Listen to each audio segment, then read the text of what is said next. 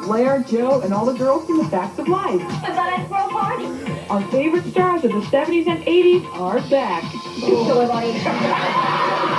That's right. Even Gary Coleman, star of TV's Different Strokes, is dropping by to make his first appearance ever on this show. Cool. We're blasting back to the past with sitcom stars from TV's hit Too Close for Comfort, The Fresh Prince of Bel-Air, and much, much more.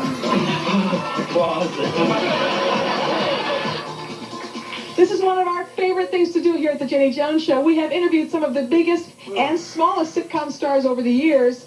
And our first guest today has never been on a talk show. So we are very excited he's here. He played the teen heartthrob Tommy on 8 is Enough. Take a look at this old clip. Hello, Wendy. This is Tommy Bradford. Yeah, you remember this afternoon?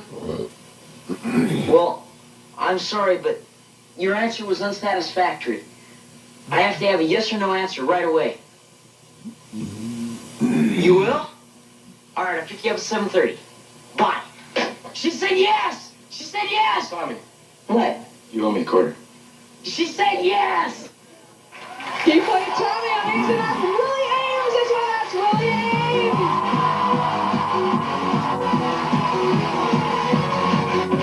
He said yes.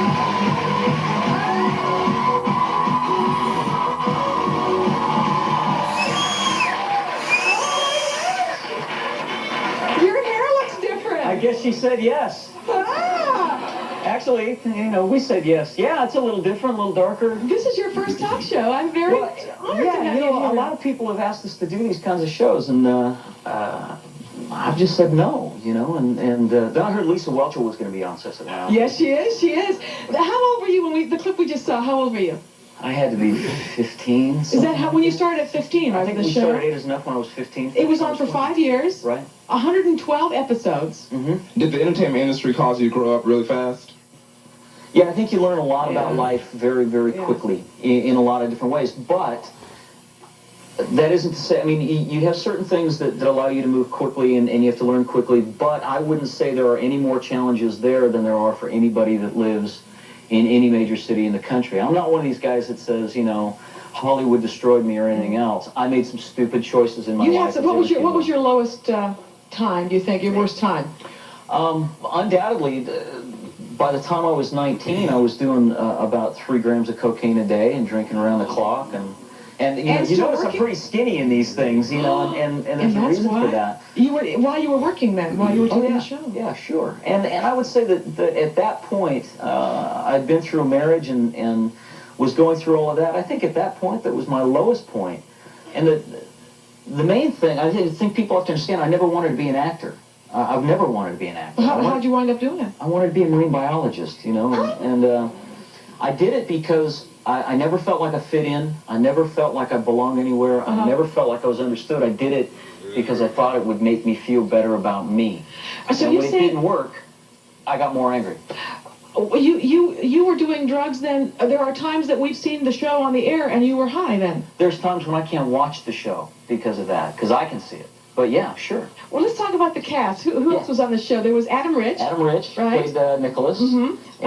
How was your relationship with him? Or it was good. I think I have to tell you, I didn't have a realistic perspective on the show or what the show meant to people or what my relationships meant to people. I never realized how popular that show was until 10 years ago. Do you still keep in touch with the other cast members from 8 is Enough? I do see some. I just spoke to Dick Van Patten the other day, and he's the same old Dick.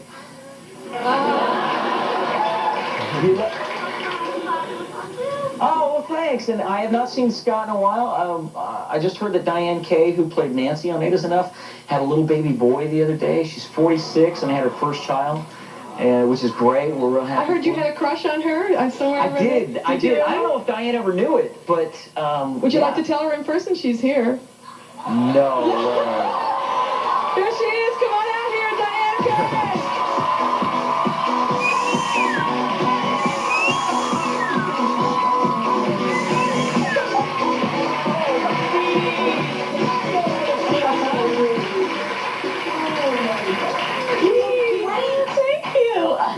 I'm hiding things. Did you bring your boy? I didn't bring him, and I never knew he had a crush on me. I thought you had a crush on Connie.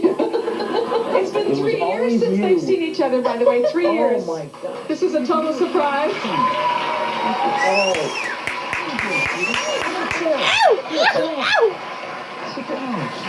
My God. We had to hide her from you. We were hiding her down the hall before the show. I'm just gonna leave that alone. Yeah, Did you really just have a baby? I did. I just had a baby 4 months ago. Congratulations. Thank you. That's great.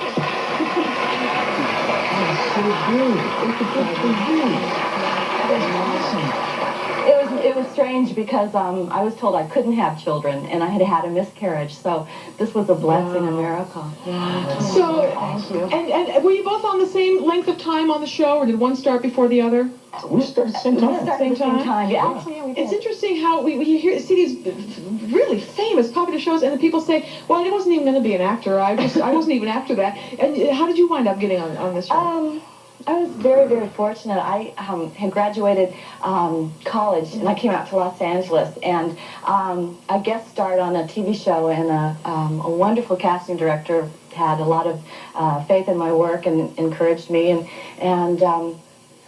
then I 6 months later got an 8 is enough. Did a few other things, but then got She an 8 was is enough. great. Do you remember the cheerleading episode when she had to do this cheerleading thing?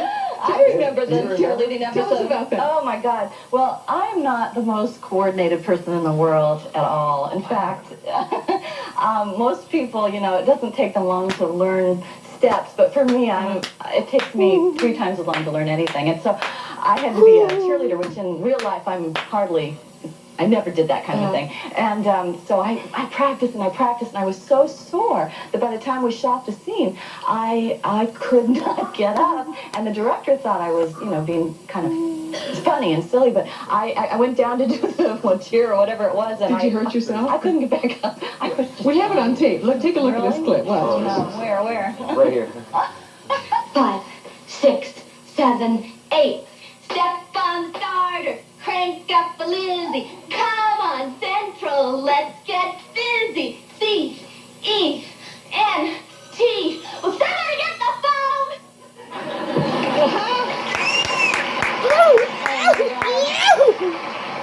Okay. That was a Harry Harris show.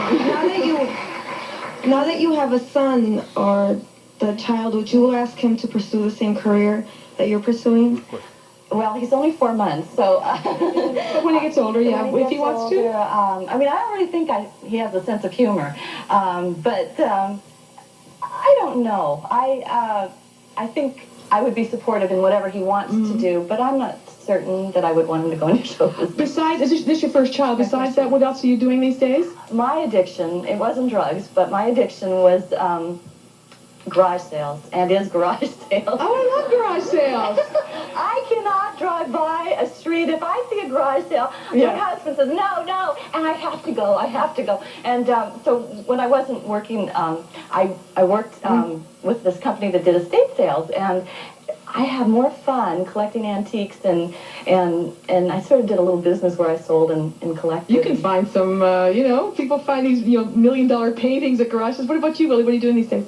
I am vice president of a company called Pamplin Entertainment, and I just signed a deal yesterday to be creative consultant on a new show for Paramount. Wow. And we've got 2 shows on PaxNet right now, and write and produce and tour. You seem like you've got it really together. How did you go from the bad days? What turned you around? I was going through a bunch of 12-step programs and dating a girl at the time that was, loaded in leather and fishnet stockings and hair out to here and stuff. And I was totally in love. I thought, this is a girl for me. And she heard a guy on the radio that sounded like the best 12-step program we'd ever heard before. And it was a preacher. She said, yeah, listen to this guy. I was like, oh, yeah, great. We're going to go to church now, right? She said, no, you got to check him out. And we did, and for the first time in my life, I think I met somebody who understood the anger and the frustration. And But it was the 12-step program, which is what really... well, that's kind of what got me there. I was in the middle of getting sober, and I ended up going to this church, and I really found a home there, and I really found some security. Congratulations. I'm a traveling minister. Okay, now we're playing a little TV trivia with the